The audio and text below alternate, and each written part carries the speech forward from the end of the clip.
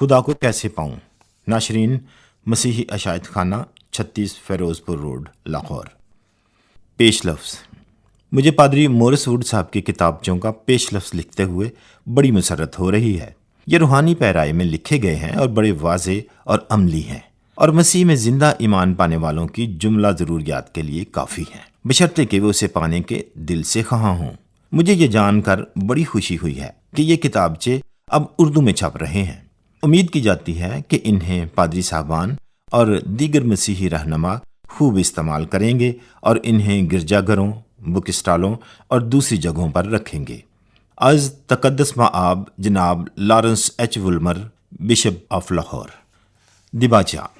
ان دنوں ایسے رسالوں کی بے حد ضرورت ہے جن میں حقیقی مسیحی بننے کے طریقے کو اور خدا کے روزانہ تجربے کی روشنی کو سادہ الفاظ میں بیان کیا گیا ہو۔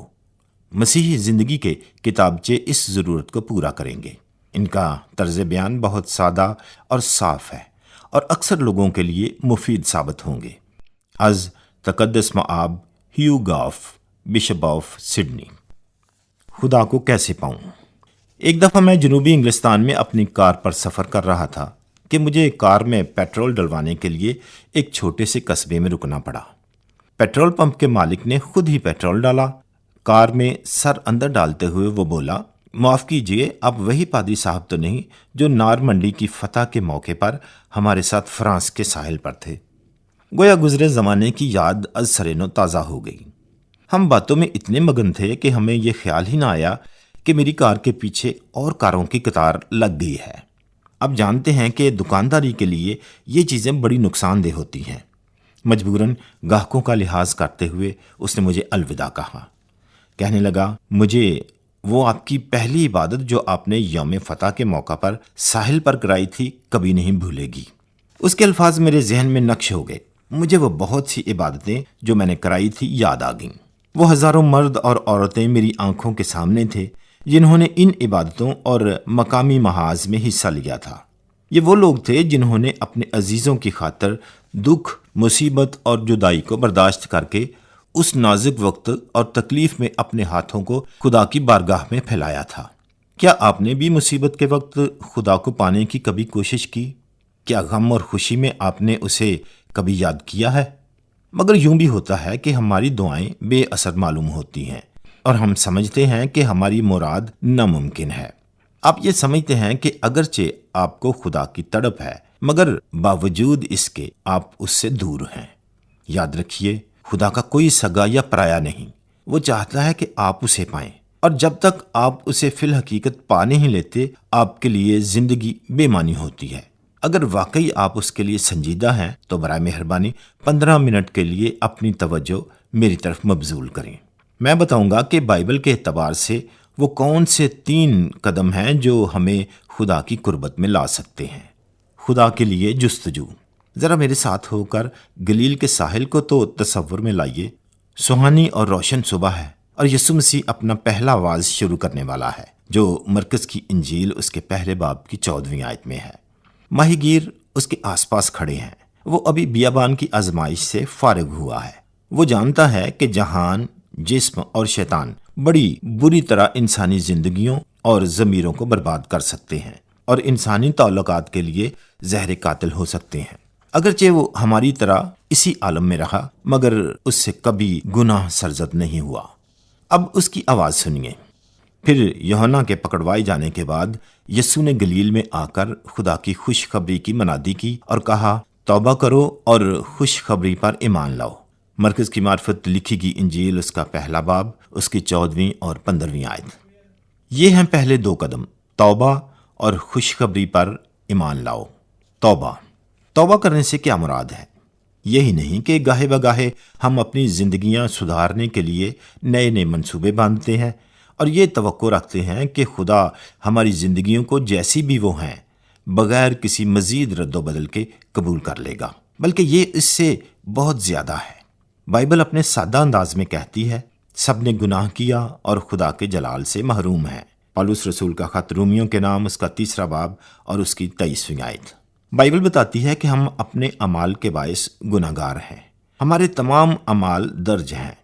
ہم نے خیال، کلام اور فعل میں گناہ کیا جس سے سوائے کسی مغرور یا احمق کے اور کوئی انکار نہیں کر سکتا۔ بائبل کے نزدیک گناہ کی مزدوری موت یعنی خدا سے ابدی جدائی ہے۔ پولس رسول کا خط رومیوں کے نام، اس کا 6 باب اور اس کی 23ویں آیت۔ گناہ ہمیں نہ صرف خدا سے جدا کرتا ہے بلکہ ہمیں اندھا بھی کر دیتا ہے۔ لہٰذا ہم یہ بھی قیاس نہیں کر سکتے کہ ابدیت میں مسیح کے بغیر ہونا کتنا ہولناک ہے، اور یہ کہ اپنے گناہوں کی خاطر خدا کی عدالت میں ہونا کتنا عذاب ہے۔ علاوہ ازیں ہماری سرشت بھی گناہ پسند ہے، لہٰذا اس کی بھی ہر ممکن یہی کوشش ہوتی ہے کہ ہمیں اسی زندگی میں رکھے، اور یہ اسی کا اثر ہے کہ ہم سے گناہونی حرکتیں سرزد ہوتی ہیں۔ ہم ایسا کلام کرتے ہیں اور در پردہ ایسے گندے خیال سوچتے ہیں جن کا اچھے موقعوں پر تصور ہی ہمارے لیے ہولناک ہوتا ہے۔ پھر ہم اپنے رویے میں بھی گناہ گار ہیں، اور یہ اس صورت میں ہوتا ہے جبکہ ہماری زندگی پر مسیح کا قبضہ نہ ہو۔ خداوند اسی زبردست محبت سے ہمیں دعوت دیتا ہے جس جذبے کے تحت اس نے صلیب اٹھائی کہ ہم اپنی مرضی اس کے تابع کر دیں، مگر ہم ہیں کہ سست یا مغرور ہیں، یا اپنے غلط خیالات اور بری عادتوں کے باعث اپنے گناہوں کو چھوڑ کر یسوع کے پاس نہیں آتے۔ ہم کسی طور پر بھی خدا کے مقبول و منظور نہیں ہو سکتے، اور نہ کسی طرح کی اصلاح و بہتری ہی ہمیں خدا کے قابل بنا سکتی ہے۔ سب سے پہلے تو ہمیں اس امر کا اعتراف کرنا ہے کہ ہم گناہ گار ہیں۔ زبور نمبر 51 اس کی 3 آیت۔ دوسرے، ہمیں اپنے گناہوں کو خدا کے حضور ماننا ہے۔ یوحنا کا پہلا عام خط، اس کا 1 باب اور اس کی 9 آیت۔ تیسرے، ہمیں اپنی زندگی کے سب برے کاموں سے پھرنا ہے۔ اس کا یہ بھی مطلب ہو سکتا ہے کہ ہم اپنے گزشتہ اعمال کی تلافی بھی کریں۔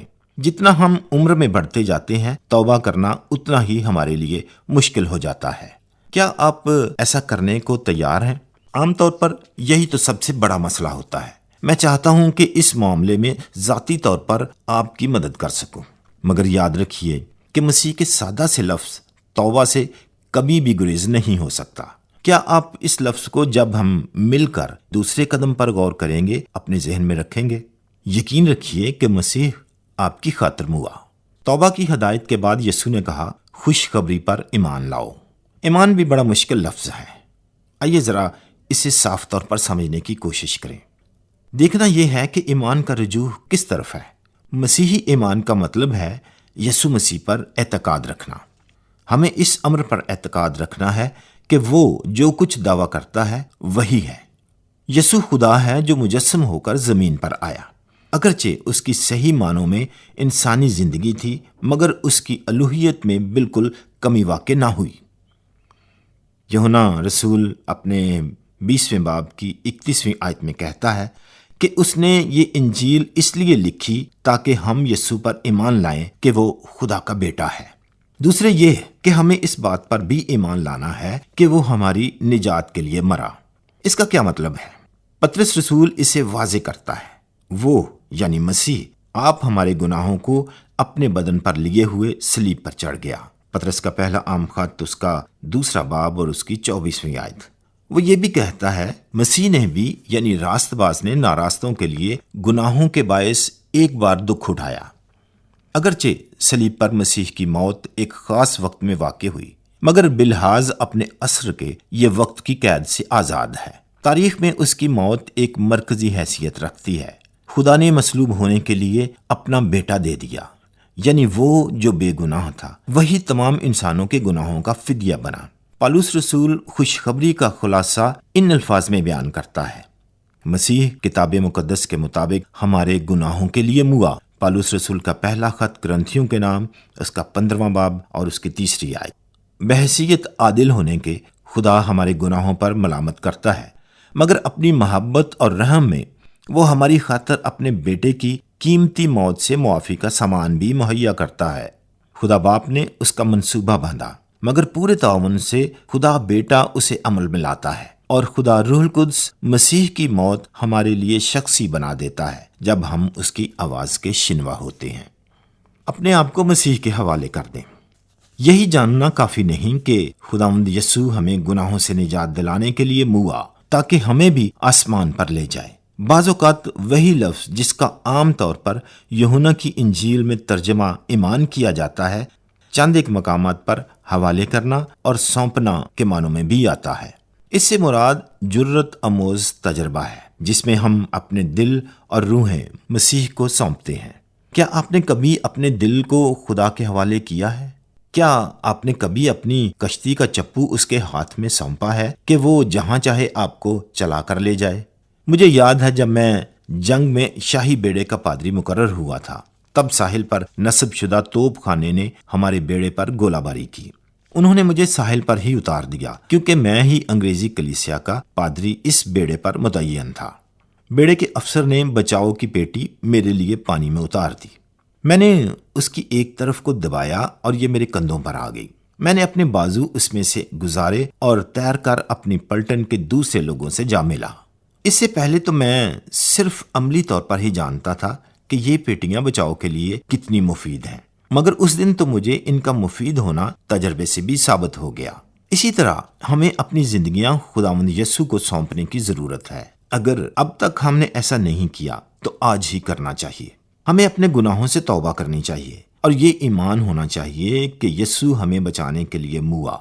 اس کے بعد تیسرا قدم جو مسیح نے اپنے پہلے شاگردوں کو اٹھانے کو کہا وہ یہ تھا، ہم مسیح کے پاس ضرور آئیں۔ میں مسیح کے پاس کیسے آ سکتا ہوں؟ اب اس مقام پر ایک مشکل ہے۔ مجھے اکثر لوگ کہتے ہیں، مسٹر ووڈ، میں واقعی حقیقی مسیحی بننا چاہتا ہوں، مگر یہ تو بتائیے کہ یہ کیسے ممکن ہے؟ واقعی یہ سوال بڑا اہم ہے، کیونکہ بائبل میں لکھا ہے کہ خداوند یسوع مسیح ہی وہ واحد درمیانی ہے جو ہمارا خدا سے ملاپ کرا سکتا ہے۔ پالوس رسول کا پہلا خط تیموتھیوس کے نام، اس کا 2 باب، اس کی 5ویں آیت۔ اس ضمن میں مسیحیوں کا دعویٰ دوسروں سے بالکل مختلف ہے۔ آپ چاہے جتنی مرضی نیکیاں کر لیں، مگر اس سے آپ خدا کے پاس نہیں آ سکتے۔ خداوند یسوع کہتا ہے، راہ اور حق اور زندگی میں ہوں، کوئی میرے وسیلے کے بغیر باپ کے پاس نہیں آتا۔ یوحنا کی انجیل، اس کا 14واں باب اور اس کی 6 آیت۔ اب سوال یہ ہے کہ ہم اس کے پاس کیسے پہنچ سکتے ہیں؟ خداوند یسوع مسیح نے مکاشفہ میں یوحنا عارف کو جو کچھ کہا اس سے اس کی وضاحت ہوتی ہے۔ دیکھ، میں دروازے پر کھڑا ہوا کھٹکھٹاتا ہوں۔ اگر کوئی میری آواز سن کر دروازہ کھولے گا تو میں اس کے پاس اندر جا کر اس کے ساتھ کھانا کھاؤں گا اور وہ میرے ساتھ۔ مکاشفات، اس کا 3 باب اور اس کی 20ویں آیت۔ خداوند یسوع ہماری زندگی کے باہر ایسے ہی کھڑا ہے جیسے کوئی دوست ہمارے گھر کے باہر کھڑا ہمارا انتظار کر رہا ہو۔ یہ دروازہ اندر کی طرف کھلتا ہے۔ مطلب یہ ہے کہ اسے اندر بلانے کے لیے ہم ہی اپنے دل کا دروازہ کھولیں گے۔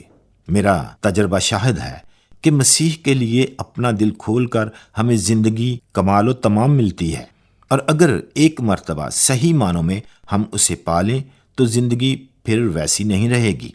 کیا آپ ابھی مسیح کے پاس آئیں گے؟ مسیح نے آپ کے گناہ کا بوجھ اٹھا کر اور آپ کو خدا کے پاس لانے کے لیے صلیب پر جان دے کر شاندار فتح حاصل کی۔ اس نے اس جہان میں آپ کو کامل زندگی عطا کی ہے اور عاقبت میں آپ کے لیے ابدی زندگی کا بکھرا رکھا ہے۔ اسے پا کر آپ کی خدا سے صلح ہو جائے گی۔ پالوس رسول کا خط افسیوں کے نام، اس کا 2 باب اور اس کی 13ویں آیت سے لے کر 17ویں آیت تک۔ اور آپ کو جلد ہی پتہ چل جائے گا کہ آپ کی زندگی میں مسیح کیسا انقلاب برپا کر سکتا ہے۔ آپ خسارے میں نہیں رہیں گے۔ مسیح کو پانا در حقیقت اپنی زندگی کے لیے خدا کی تمام نعمتوں کو پانا ہے۔ اٹل فیصلہ۔ مسیح کو نجات دہندہ قبول کرنے کا مطلب آپ کے طرز زندگی میں تبدیلی ہے۔ اس کی مثال ایسی ہی ہے جیسے کہ بڑے شہروں میں بعض روڈ ایسے ہوتے ہیں جہاں یک طرفہ ٹریفک ہوتی ہے، یعنی قانونی طور پر کوئی پیچھے نہیں مڑ سکتا۔ اگر کوئی ایک دفعہ داخل ہو جائے تو وہ آخر تک خواہ کچھ بھی ہو سیدھا ہی جائے گا۔ مسیحی زندگی بھی کچھ اسی طرح کی ہے۔ وہی خداوند یسوع جو ہمیں معافی، اطمینان، قوت اور زندگی کا مقصد عطا کرتا ہے، ہم سے وفاداری اور خدمت بھی طلب کرتا ہے۔ خداوند یسوع کو اپنے دل میں دعوت دینا ایک بڑی سنجیدہ بات ہے۔ یہ ہانڈی کے ابال کی طرح نہیں جو صرف کچھ دیر کے لیے رہتا ہے، بلکہ زندگی بھر کے لیے فیصلہ ہے۔ جب ہم ایمان کی معرفت مسیح کو اپنا نجات دینے والا قبول کر لیتے ہیں تو ہمیں یہ سمجھ لینا چاہیے کہ اس کے کیا نتائج ہوں گے۔ ہمیں اس کی کلیسیا کی رفاقت میں اس کی پرستش کرنی چاہیے۔ رسولوں کے اعمال اس کا 2 باب اس کی 41ویں آیت سے لے کر 47ویں آیت تک۔ اپنے گھروں اور روزمرہ کی زندگی میں اس کی گواہی دینی چاہیے۔ پولس رسول کا خط رومیوں کے نام اس کا باب نمبر 10 آیت نمبر 9 اور آیت نمبر 10۔ اور اس قربانی کے احسان کے عوض جو اس نے ہمارے لیے گزرانی، ہمیں اس کے لیے کام بھی کرنا چاہیے۔ پولس رسول کا دوسرا خط کرنتھیوں کے نام اس کا 5واں باب اور اس کی 14ویں اور 15ویں آیات۔ اس نے صلیب پر آپ کے لیے اپنی جان دے دی، لہذا فقط اسی کو یہ حق پہنچتا ہے کہ آپ سے مطالبہ کرے کہ آپ اپنی مرضی اس کے تابع کر دیں۔ تنہائی میں مکاشفہ اس کا 3 باب اور اس کی 20ویں آیت کا مطالعہ کریں اور پھر اعتماد سے دعا کریں۔ آپ کو ایمان کے اس قدم کے لیے کبھی افسوس نہیں ہوگا، کیونکہ خدا کی جستجو کی یہی معراج ہے اور یہی آپ کے دل میں صحیح اور شخصی مسیح کے تجربے کی ابتدا ہے۔ آپ کے دل میں گہری خواہش پیدا ہوگی کہ کلیسیا کی رفاقت میں آپ اس کی خدمت اور پرستش کریں۔ آپ کی مدد کے لیے دعا۔ خداوند یسوع، میں مانتا ہوں کہ میں گنہگار ہوں اور میں تیرے حضور اپنے گناہوں کا، خاص طور پر ان گناہوں کا جن کا میرے ضمیر پر بوجھ ہے، اقرار کرتا ہوں۔ خداوند یسوع، میرا یقین ہے کہ تو میرے گناہ لے کر صلیب پر چڑھا۔